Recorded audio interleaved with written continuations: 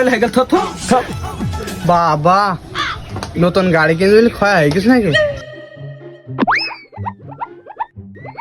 2025 সালে কেমন চমক দিলাম তোমাদেরকে আমি।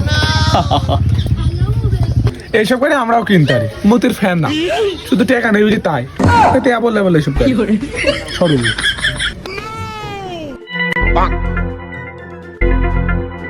এখানে এত কি বিল কেন এত হয় না? ভাইস্তে নাকি কেমন চমক দিলাম বাপ। সর সর সর দেখে কেমন কেমন বাপ। এত টাকা কোনে পাইলে?